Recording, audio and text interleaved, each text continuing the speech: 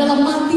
Demikian juga iman tanpa perbuatan-perbuatan adalah mati. Yakobus 2:26, iman belumlah iman ketika belum ditindakkan. Katakan amin.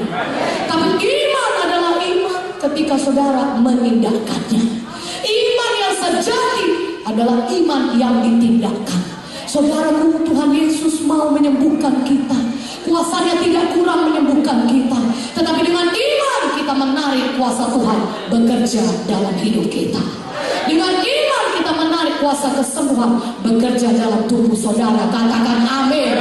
Haleluya. Katakan haleluya.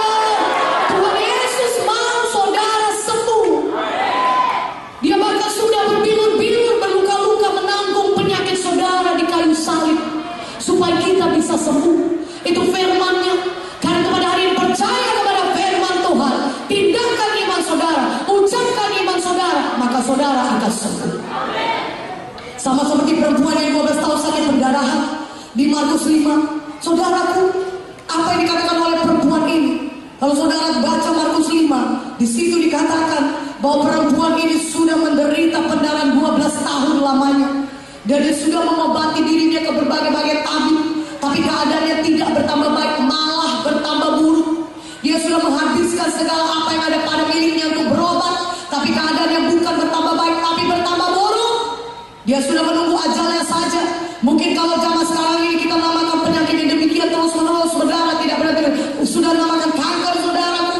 Itu penyakit yang gawat, saudara. Tetapi firman Tuhan menuliskan, ketika wanita ini mendengar berita-berita tentang Yesus, haleluya, maka bangkitlah imannya. Ketika dia mendengar berita tentang Yesus, maka wanita ini mulai mengucapkan imannya. Dia berkata, asal ku jamah saja jubahnya, aku pasti sembuh. Aku pasti sembuh. Aku pasti sembuh. Kalau ku jamah saja jubah Yesus, aku pasti sembuh. Katakan amin. Dia mengucapkan imannya, dia menindakkan imannya dengan mengucapkan imannya. Dia berkata, aku pasti sembuh. Dan kalau terjemahan aslinya berkata, dia terus-menerus berkata. Jadi dia tidak bimbang, tapi dia terus-menerus berkata. Dan dia bertindak juga, dia berjalan. Dia jamah jubah Yesus, dan dia seketika itu juga sembuh. Amin. Begitu banyak orang berbondong-bondong mengikuti Yesus, berdesak-desakan menyenggol Yesus, tapi tidak ada yang mengalami kesembuhan, tidak ada yang mengalami kuasa Tuhan. Yesus pun tahu hal itu, dan dia bertanya, siapa yang menjamah aku? Murid-muridnya berkata, Tuhan, tidakkah kau lihat begini banyak orang banyak?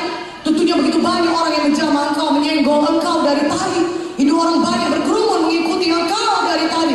Tidak, kata Tuhan, aku merasa ada satu tenaga kuasa keluar daripadaku. Ada orang yang menjamah aku dengan iman. Katakan amin. Perempuan itulah yang datang menjamah Yesus. Dia datang dengan beriman. Dia terlebih dahulu ucapkan imannya. Dia berkata, dia akui.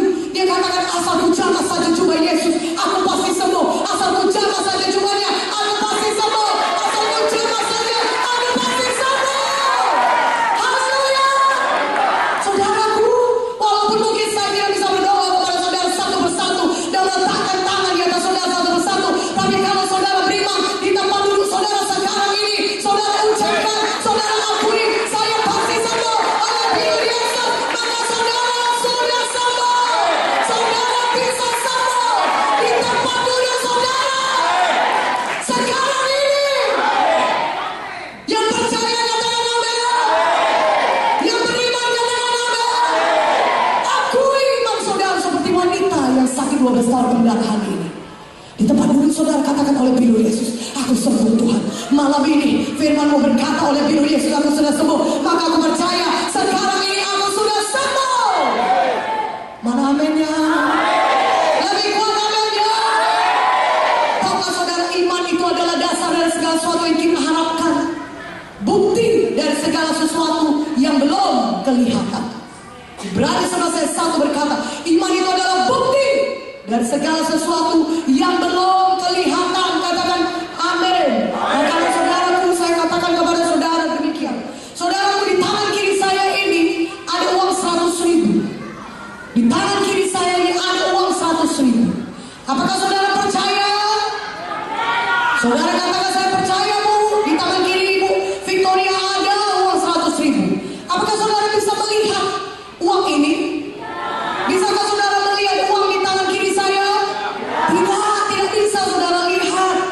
Tapi apakah saudara percaya? Saudara berkata, saya percaya Bu. Saya percaya. Apa dasarnya saudara percaya?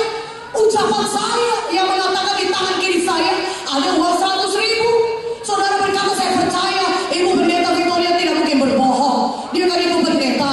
Dia kerjanya menyampaikan firman Tuhan. Dia gak mungkin dong berdusta. Kalau dia bilang ada uang 100.000 di tangan kirinya, pasti ada uang 100.000. Saya percaya, walaupun saya tidak lihat uang itu, tapi saya percaya ada uang 100.000 di tangan kiri Ibu Victoria. Dan benar saja saudara, memang ada uang 100.000 di tangan kiri saya. Katakan amin. Haleluya. Amen. Tapi kalau saya katakan begini, saudaraku, apakah saudara percaya ada uang 100.000 di tangan kiri saya ini? Saudara percaya ada uang 100.000? Saudara berkata, ya saya percaya ada uang 100.000, kan sudah saya lihat. Saudara bilang, sudah kelihatan. Ini sudah kelihatan. Saudara berkata, sudah saya lihat. Saya percaya Bu, di tangan Ibu ada uang 100.000. Saya percaya, sudah saya lihat. Saudaraku, tapi itu bukan iman. Karena sudah kelihatan. Iman itu adalah saudara percaya ketika belum kelihatan. Haleluya. Saudara sudah percaya ketika saudara belum melihat saudara sembuh. Ketika saudara belum melihat kesembuhan, saudara masih merasakan sakit di tubuh saudara, tapi saudara sudah percaya saudara sudah sembuh. Itulah dia iman. Maka itu dia bukti saudara sudah sembuh. Yaitu apa? Iman saudara. Maka ketika saudara berkata, oleh biru Yesus saya sudah sembuh, saya percaya saya sudah sembuh, maka saudara akan lihat dari hari ke hari tubuh saudara akan semakin kuat, dan saudara sembuh. Maka saudara bisa sembuh seketika itu juga. Haleluya.